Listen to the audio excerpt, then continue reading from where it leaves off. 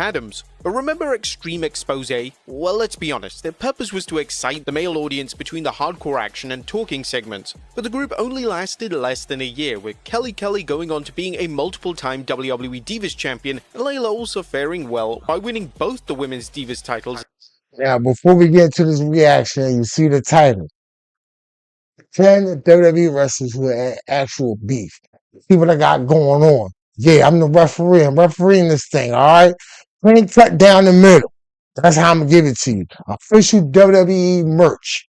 Remember, all official merch from WWE Shop is the link is in the description. Link is in the description. And it's going to be inside this video. You know what I mean? I'm the ref for this weekend's WrestleMania 42, man. Yeah, they said I could referee the unsanctioned match between Jacob 5-2 and my man Drew McIntyre. So that's what we doing here. You know what I mean? Here, no there. We're going to get to the reaction video. Like I said, this is your first time seeing a heel referee. Do your homework on a heel referee.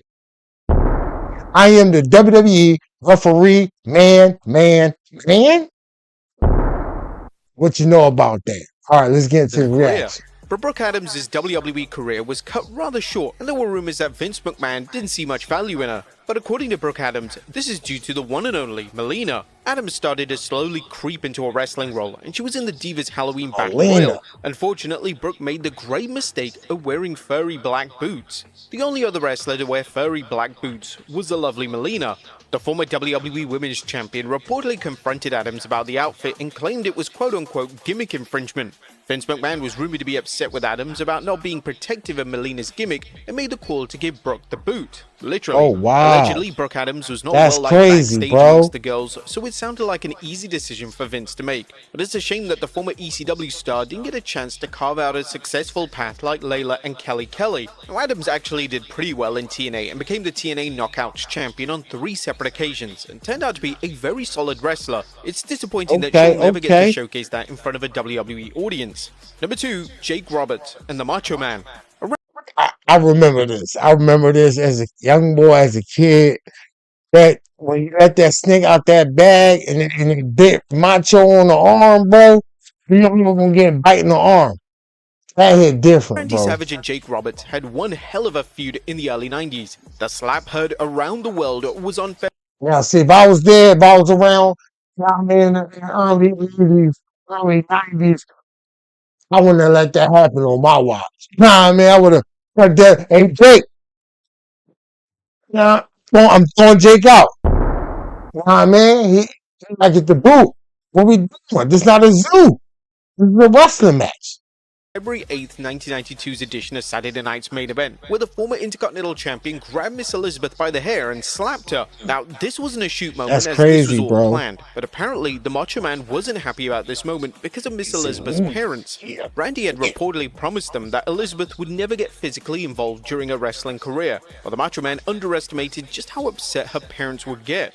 Jake himself discussed the aftermath of the controversial angle to Wrestling Inc. and the reason it was cut short. His in-laws were not smart to the business, so they took what I did to her very personal. You know, slapping her and all that crap. They became very angry with Randy and told him not to ever come back to their house again. That he wasn't welcome. That's crazy, bro. Calling him a piece of shit. It's work, bro. It's a work shoot. It's a work shoot. How dare you let our little girl get treated like that? You said you'd always protect her. You scumbag. You know, they really went off on the guy. The incident got so bad for Macho Man that reportedly Miss Elizabeth's father pulled a gun on him and told him to never come back. After the ban from Miss Elizabeth's home, the program had to be abrupt.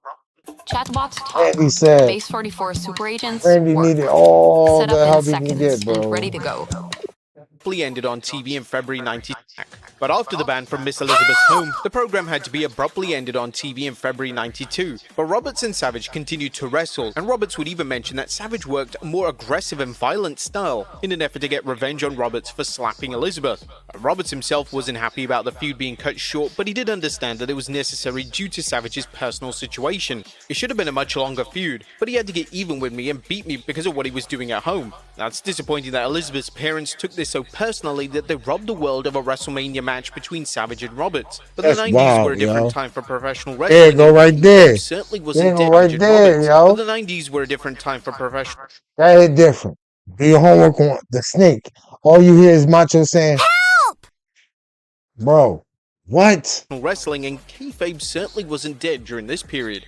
Number 3, Hulk Hogan and Mick Foley. Now, Hulk Hogan and Mick Foley had never crossed paths with one another, but it seemed like they were leading to a match, as a former WWE champion randomly insulted Foley on TSN's Off the Record. I would probably say I've trained more in the last week than Mick Foley's trained in 30 years. You know, I went ahead while Mick Foley was sleeping and eating cheeseburgers and M&Ms. I was in the gym working out. I work out 2 hours a day. I've been doing it for 30 years. Now, nothing against Mick Foley. I didn't have to prostitute my body and throw myself, over the coals into the fire and the glass to make a dollar. I decided to train and go. And that's why nobody like you, Hawk. This is why ain't nobody like you, bro. This is why. See, I'm gonna call it like how it is. I'm gonna call it straight down the middle. This is the reason why people ain't like you, Hawk. Ain't got nothing to do with your legacy. You just was kind of like a low key bad person, bro. That ain't cool, bro. You saying this about Mick Foley, bro? He ain't never do nothing to you. He a regular, average person, bro, who just liked that wrestling, bro. Other way. Now, it seemed that Hulk Hogan wasn't a big fan of Foley's style. He labeled him as a glorified stuntman and even felt that Foley was a Terry Funk knockoff. But Foley responded to Hogan's comments saying, "He's never wrestled me. I think if you ask guys like The Rock and guys like Stone Cold if I was in shape when I wrestled them, if you ask Shawn Michaels was I in shape when I put in 27 minutes with him in '96, I think they'd say I was in deceptively good shape. But for Hulk Hogan to say that, I think it's a lie, and I think it's kind of cruel." Foley continued on by saying that if he and Hogan had a match, then the Hulkster would have sounded like a whiny girl in a porno film because he wasn't a fan of physical contact. Foley said that he had to step away from the ring before Hogan because he put out and gave the people their money's worth during his career. Now, Hulk Hogan did eventually apologize for the comments. People judge people in their ignorance, and to say that you were a cheap Terry Funk knockoff is almost as insulting as I was when I said that you were a glorified stuntman. The fact was, Hey, you hear this dude? Now you want to apologize and kiss ass, bro. Cause that was ignorant, bro. How would you feel? We feel as though like you lied to us for all these years, talking about some say your prayers, brother. Say your vitamins, brother. What you gonna do? I'm from for you. Man, I've been taking my vitamins, saying my prayers, all that, man. I still, hey man, hey man. oh shit! I was ignorant, and I didn't understand what you were doing at the time. And then as the years went by and I did understand what you're doing, I had just wished I got to work with you. And so I want to apologize for that. I don't know if I just had malice or I was being mean or jealous. I don't know, but I want to apologize because that was one of the worst things, and it's not true. And it was just me being stupid. I mean, really ignorant. You know, we think we're smart, but we're not. Sometimes you do stuff when you're kind of stupid, and you regret them years later, and I never really had a chance to say it to him, so it made my day-to-day to be able to Whatever, Terry. Now, at least Hogan owned up to his mistake here, and it would have been interesting to see a Hulk Hogan versus Mick Foley match. But sadly, he that would have will never lost. happen. Number 4, Batista and AJ Styles. Now, speaking of random call-outs, Batista took a dig at AJ Styles in an interview in 2005. The former WWE champion claimed that what Styles did in TNA was not wrestling, but Styles fired back saying, "I think it's funny that a guy who takes a bump and tears his back tells me that I don't know how to wrestle." This was a period when Batista was in WWE and Styles was in TNA. Batista was never on the independent scene, so this isn't a case where these two have wrestled each other before. Now, it's unknown why Batista would strangely target AJ Styles. All Batista knows is the WWE style, so He's it's the likely that he bomb, wasn't a fan bro. of the high-flying stuff that Styles had fans claiming that he was one of the best in the world. AJ Now, was he's never addressed the phenomenal dig, over but there. Styles did follow up on Batista's The comments a year X-Division later during an champion. IGN interview. In defense of Batista, I don't believe it until I've heard people say it, and I've heard through the grapevine that he didn't even say any of that stuff, so it's almost like it's us against the media. They want it to be hot between the two companies, and it is because that's our competition, but in the same line, I don't want to see anybody get hurt, even if they work for the competition. It gets crazy like that, but do I think WWE fears us? Absolutely, that's why they brought back ECW. They're afraid, and they should be. We're growing at a super fast rate, and that's something to be scared of. There's an interesting discussion to be had about whether WWE was ever afraid of TNA or not. Was that likely one of the reasons? How ironic that the same person who said that WrestleMania just read quote is a Hall of Famer of WWE, AJ Styles. That's crazy, right? Since Batista tried to tear down one of their top talents? That's certainly a possibility, and hopefully Batista explains why he woke up and chose to criticize one of the best wrestlers in the world. Number 5. John Cena and Kenny Dykstra. I remember those awkward segments with Mickie James and John Cena flirting in 2007 and 2008? Well, it appears Mr. Hustle, Loyalty and Respect was dating Mickie James at the time. This sounds like a cute story, right? Well, you might be wrong, because Mickie James was actually engaged to Kenny Dykstra from the Spirit Squad. Reportedly, Dykstra found out about the affair when he caught Miss James searching online rumors about her and John Cena. Why she was searching for that is unknown, but Mickie broke down and confessed her affair. As you can imagine, Dykstra was heartbroken, and once it became public knowledge, his career suffered. Yeah, man, of course, bro. All you gonna hear is, that man, hey, yo, that's crazy. And then all you see is Triple H doing this to the bull. See, they exiled him, bro, because he ain't had no real gas. You wasn't one of them guys. You feel me? So that's how that happened. You know what I mean? Greatly. There was once a point in time where Vince saw Kenny Dykstra as the future of WWE. In fact, the Spirit Squad was meant to help elevate Dykstra. But following the scandal, he was transferred from Raw to SmackDown. And the former WWE star believes that John Cena orchestrated the move through politicking. Dykstra's career continued on a downward spiral as he essentially became a jobber until his release on November 2008. Dykstra spilled the beans in a detailed Twitter rant back in 2012. He exposed why he was shipped to SmackDown, and he exposed how Mickie James benefited from the John Cena relationship. He even highlighted Mickey's breakdown when John refused to date her. He even stated how he felt bad for Magnus, aka Nick Aldis. He's a nice guy dating you know. But the former WWE star never details how much of a toll finding out guy dating you know. Oh, he coming throwing shots at Nick Aldis? Come on, bro. Come on. Right? Being the official WWE referee right now, you out of line. You out of line, man. You out of line. Extra, you out of line. That's why we had to see you later with your future endeavors. The former WWE star never details how much of a toll finding out about the affair really did to him, but you can tell from his 2012 rant that his feelings towards Mickie was still raw. Dykstra did say that he doesn't hate John Cena, he has no problems exposing the two, as he has nothing to lose at this point in his career. Number 6, Mark Henry and Ahmed Johnson. Now, Ahmed Johnson was the first black wrestler to win the Intercontinental Championship and was seemingly being groomed to be the future of WWE, notably being one of the founding members of the Nation of Domination. However, no one in the Nation of Domination liked Johnson. He feuded with D'Lo, and those two reportedly got into a fight backstage. Even The Rock and Ahmed didn't see eye to eye, with the two coming very close to exchanging blows.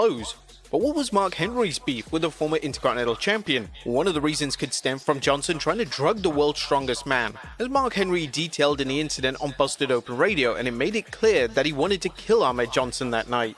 He was very unreliable, and his career proves who he was. And I didn't have to add anything to it, but, you know, I told a story about him putting somas in my tea at a restaurant because he wanted to stay in the town that we were in, and we were riding together, me, him, and Rikishi. He tried to, but I saw him in my drink. They didn't dissolve. And I threatened him to kill him. I went outside and said, come outside. Like, I'm not leaving till you come outside. And he wouldn't come out. He was a fucking coward. I would have been able to at least respect him, and I probably wouldn't have brought it up no more if he would have came outside and just took that ass whooping like he should have. But he didn't. And Kishi. Chat, y'all hear this, bro? Hold on, bro. My man Johnson was going around doing that. You trying to Bill Cosby people tea, bro, at dinner and lunch, bro? What you got going on, man? Seriously, bro. Oh man, this is wild, bro. This is wild. I was like, listen, man, don't act like we were trying to do this. I didn't know. I didn't find out till you found out. I ended up leaving him and Rikishi at that restaurant in West Palm. This is how a ramen brand reached man over 1 billion Miami people without on, using bro. social media. That's in my opinion, crazy, going bro. to be one. Damn, I just man, drove bro, I to thought you was a Miami. good dude, Now, it bro. also could have been that Johnson has a track record for being a liar, whether it was shouting to the heavens that Stone Cold Steve Austin was a racist, something Mark Henry himself called bullshit the moment the former WWE star made those claims. Or was it that Mark was jealous of the success he had in WWE? No, it was clear that Ahmed Johnson had an ego that rubbed everyone the wrong way. However, Johnson doesn't see it that way. When questioned about his issues with Mark Henry, he believes that Henry is jealous that he became the first black Intercontinental Champion. I mean, he just started talking a bunch of shit, man, once I left, you know? Nobody did it when I was there. When I was there, they didn't say a word to me. But as soon as I left, all these rumors started. So I don't know what the deal is. I think they're mad. Number one, they're mad because I became the first black Intercontinental Champion in history. Number two, they're mad because they've been wrestling for years and years, man. Some of them 14 years. And I come in after 1 year and get the Intercontinental belt. And I don't think that the boys appreciated that. There's two sides to every story, so we may never know the truth on what really went down between Mark Henry and Ahmed Johnson. So what y'all think? What y'all think? Y'all think Mark Henry is right? Or you think Ahmed Johnson right? Now, I'm gonna be honest, as being an official licensed referee of the situation, I call cap, bull crap, and everything. And Ahmed, I don't think nobody's hating on you. You talking about the strongest man in the world, bro. This is the nation of domination. Farouk, who was Ron Simmons, bro, was the first world black champion, bro. Do your homework. So when you talking out your mouth, bro, I know you's Intercontinental. That's a different, you know what I mean? World heavyweight is way bigger than the Intercontinental. I mean, yeah, you was the first black Intercontinental, but I don't think Martin and all them was hating on you. You out here putting stuff in people's beverages, bro. That's crazy, bro. What you got going on? Just for that, guess what? Get him out of here, bro. One thing's for sure, it's doubtful that Henry and Johnson will make amends anytime soon. Number 7, The Undertaker and Brian Pillman. And not many people have bad things to say about The Undertaker, but when you've been in the business for more than 3 decades, you're bound to have bad things to say about him. Who is this? That's Jeff Hardy. Oh, I don't think y'all can see. Can y'all see? Can y'all see? Can y'all see the name at the bottom? The Undertaker. But when you've been in the business for more than 3 decades, you're bound to have a feud with enemies along the way. For Taker, one of these enemies happened to be Brian Pillman. The personal dislike between both men stemmed from their stint in WCW before Taker was, well, The Undertaker. During this time, he was Mean Mark Calloway. In Brian's book, Crazy Like a Fox, the definitive chronicle of Brian Pillman 20 years later, the former WWE star revealed that he didn't like the WWE Hall of Famer. Apparently, these two had an argument after a match at Clash of Champions, and Pillman and Taker haven't seen eye to eye ever since. In The Undertaker's case, Pillman claims that The Undertaker was too happy about him walking into the WWE with a guaranteed contract that secured his future. Now, Pillman doesn't go into deep detail about the argument they had, though he did describe Taker as a phony or fake biker. And The Undertaker himself has never brought up Brian Pillman. Now, perhaps Taker will clear the air about Brian Pillman since he's speaking on the business more than ever during his podcast, but it wouldn't be a surprise if this was never mentioned again. Number 8, Sabu and Test. Now, Test was another key figure in the Attitude Era that had notable stories against The Undertaker and Triple H, but it seemed that WWE gave up on him being a main event star in the early 2000s. So it wasn't a shock when he was released in 2004. However, when ECW relaunched in 2006, the former Intercontinental Champion was brought back as one of the main stars for the revived brand, and so was Sabu. Speaking to WSI, Sabu outright stated that he didn't like Test and explained that the former WWE star was a pain in the ass because of his backstage attitude and how stiff he was in the ring. The former Speaking to WSI, Sabu outright stated that he didn't like Test and explained that the former WWE star was a pain in the ass because of his Just look at it. He don't like a douchebag, bro. He looked like a douchebag. I always thought Bull was a douchebag. I could just look at a person's face like, you a douchebag, bro. Like, I kind of already really be knowing that, bro. Just look at he look like he was the kid that if he ain't have it his way, he go tell on you, bro. I'm telling mom, bro. Backstage attitude and how stiff he was in the ring. I didn't like him. He thought he was the new ECW leader and he's gonna boss everybody around, but he tried bossing me around and I didn't like it. He goes, Vince says I gotta kick you hard in the face. I said, but if you can't work it, you can't kick me hard in the face. He goes, no, I have to. He kicked me hard in the face and I never let him again. When he was getting too stiff, he got taken down. Everybody who worked with him complained. And I'm not a complainer. When I complain, there's something wrong. The office, they thought he was the leader of ECW, and he just ended up being another guy. A test didn't last long in ECW as he requested his release in 2007. It's a shame that they couldn't turn this into an angle, as a Test Sabu feud could have been great if done properly. Number 9, AJ Lee and the cast of Total Divas. Now who could forget This that was infamous legendary, pipe bomb bro. promo that AJ Lee cut on the Total Divas? Hold on. We're gonna go right back. We're gonna go Now right who back. could We're gonna go right back. I think before CM Punk's pipe bomb, this woman invented the pipe bomb. I think that's why they met. They were meant for each other. It's the legendary AJ Lee, man. Now, I was a ref when this was going down. I was there. I was in attendance. And she said some things to these Total Divas. Nikki, Brie, all the names, Caitlyn, you know, all those. But, man, hey, yo, kids, when she say your favorite wrestler, she ain't lying. All right? forget that infamous pipe bomb promo that AJ Lee cut on the Total Divas cast? It was such a vicious promo that it managed to turn Lee into a babyface in the eyes of fans, but that may have been the way the WWE treated the Divas division during this period. Lee was the antithesis of what these women represented, but WWE tried to mold the former Divas champion in what they wanted her to be. WWE desperately wanted AJ to be a cast member on Total Divas, but AJ had no interest in being part of the reality show. So once Vince caught wind of AJ's refusal, he handed her a live mic and told AJ to explain why she turned down the opportunity to be on the show. As you can recall, the former Divas champion certainly didn't hold back, with some of her more memorable lines being Lee calling out the Total Divas cast a bunch of cheap, interchangeable, expendable, useless women.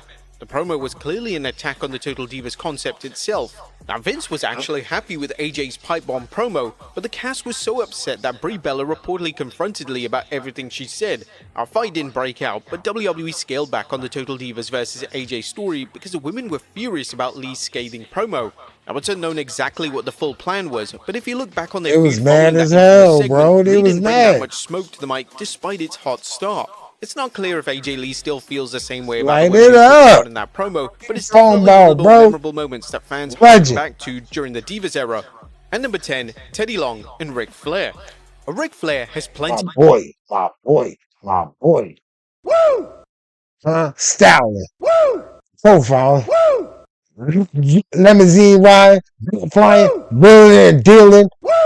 Of enemies, but when you're coined as the dirtiest player in the game, then that's bound to happen. However, Ric Flair being on Teddy Long's list of enemies is the last thing you'd expect.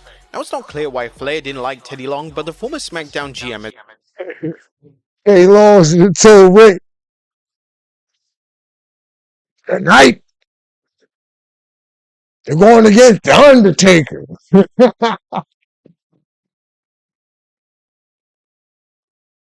What are you doing? What are you doing?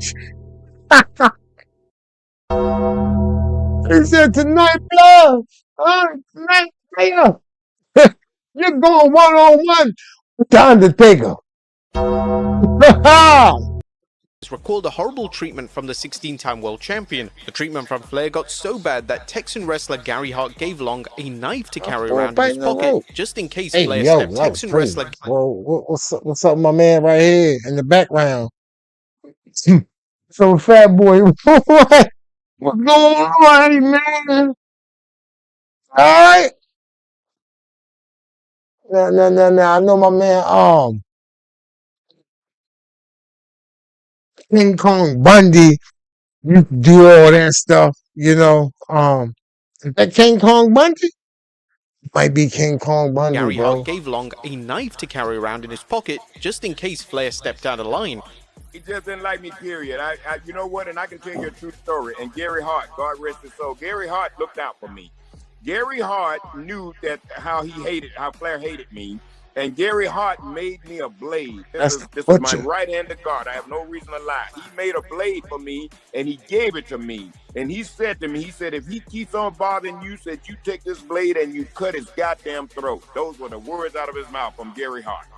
Luckily for Flair, Long never had to use the knife in question, but Teddy has claimed that the Nature Boy was openly racist towards him, with Rick even using the N-word at some point. Flair and Long had heated arguments backstage, and it's reported that he hated the idea of Long being a manager. Flair himself has never addressed these rumors, but no one has ever shot down Teddy Long's claims either.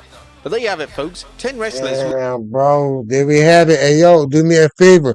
Hit my subscribe button and then roll over to WrestleMania and subscribe to my boy channel, man. He give you all the updates around the WWE streets, man.